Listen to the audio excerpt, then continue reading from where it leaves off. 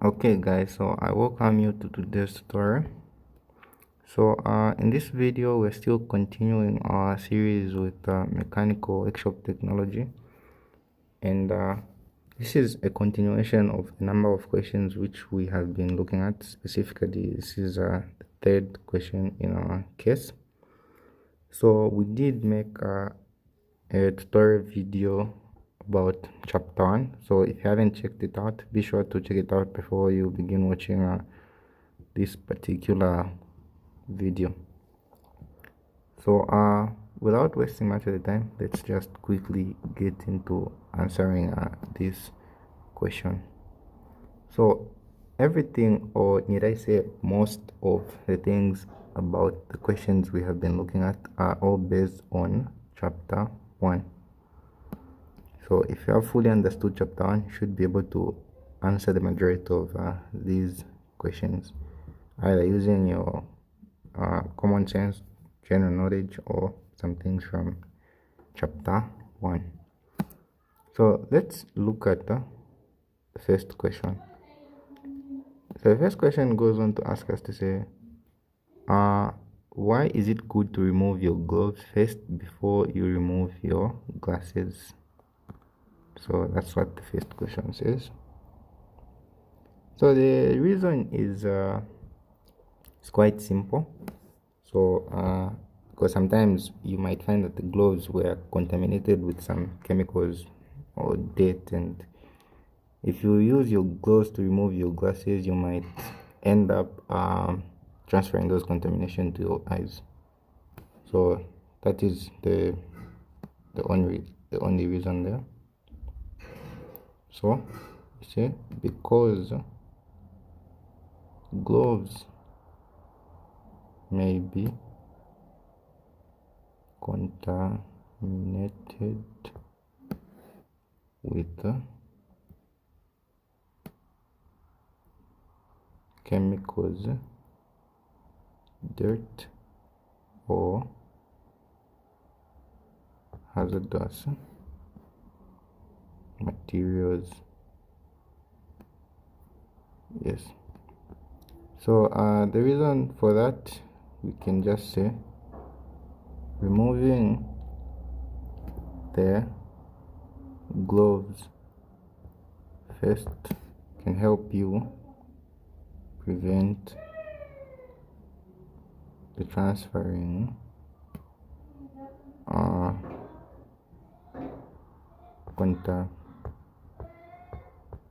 contamination to your face or eyes when taking off the goggles.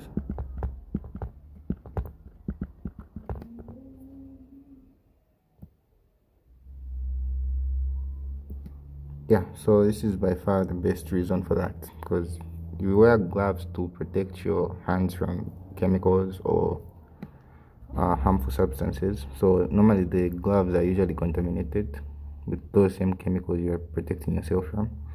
So now if you use the gloves to directly touch your eyes, then you might end up contaminating your eyes. So you want to first and foremost take off the gloves and then take off your goggles. Let's go to the second question. So the second question further goes on to ask to say, list 4 points in the kinetic method for the manual lifting procedure as outlined in workshop safety. Again, if you did watch the video we made on chapter 1, we did highlight the 4 points you are supposed to follow. So those are the ones we're going to. So maybe just a quick recap. So in the previous video we did call that particular section, I think it must have been section 6, and it was titled lifting and carrying. That's what the section was titled. So it did guide us on how we can lift bulky objects, and this is exactly what the question is asking for. So but this is just a fancy term to say the points which have been outlined in the kinetic method for the manual lifting procedure. So it's the same thing basically. So number one, it said bulky objects must be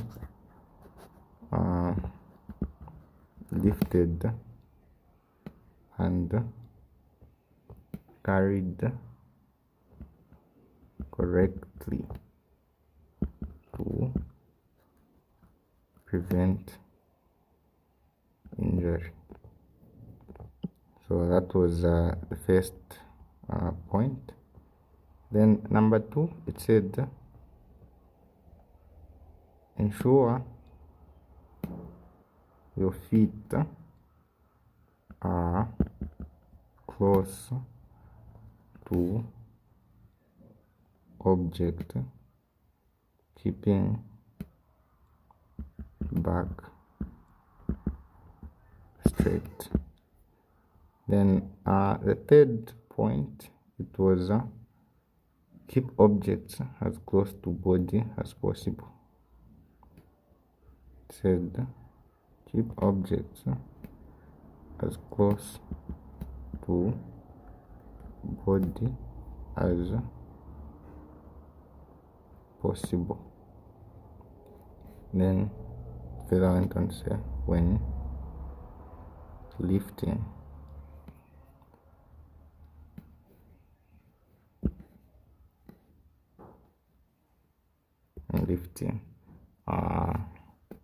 then we also did mention to say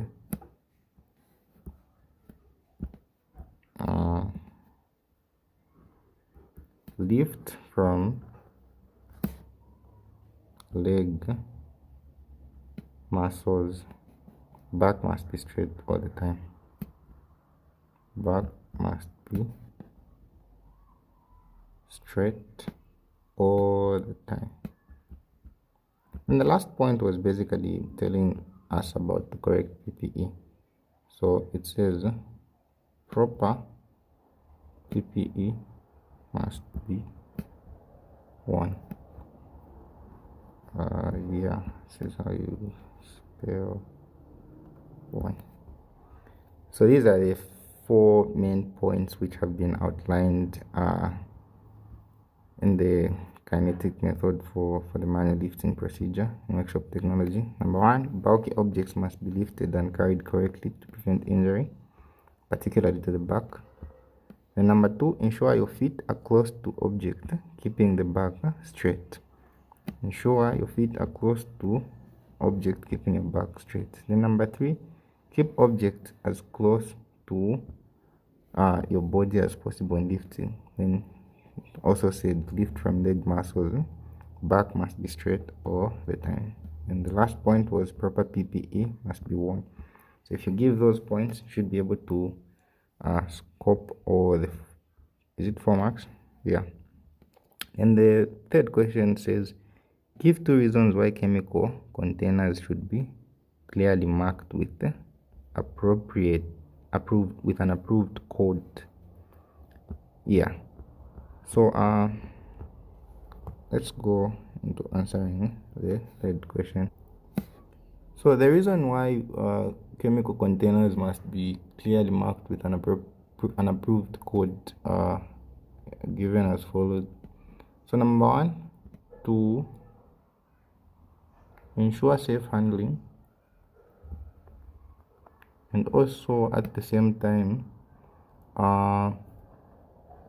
by identifying the chemical and its hazards.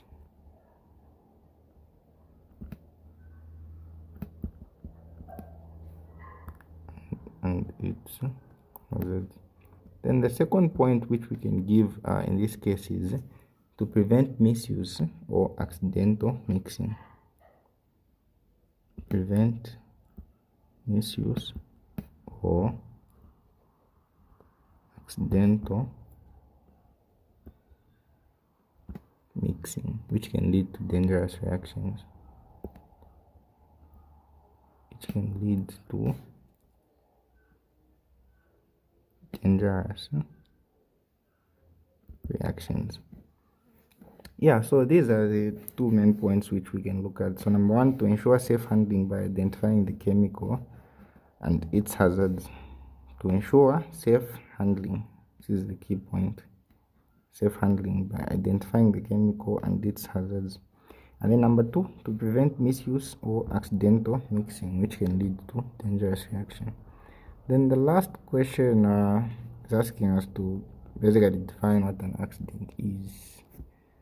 So different texts might define accidents differently, but in our case, this is how we're going to define what an accident is. So an accident is an unexpected, unplanned event that results in injury, damage, or loss. So this is how we are defining an accident. An accident is an unexpected and at the same time unplanned event that results in injury and damage or loss. Yeah, so basically this is how you would define what an accident is. An accident is an unexpected, unplanned event that results in injury, damage, or loss. And I think I did mention to you guys in the previous video where I did say accidents are not planned for. They happen unexpectedly, but of course you can avoid them. They're very much avoidable. That's one thing you're supposed to keep in mind. Accidents are unplanned, but they are avoidable. So this is how you would define an accident. Say it's an unexpected, unplanned event that results in injury, damage, or loss. Yeah, so basically, once more again, this has been a classical exam kind of equation based off solely on chapter 1. So we are cruising. We'll take a look at two more questions and then we'll be able to conclude our series of questions on chapter 1 and move on to chapter 2.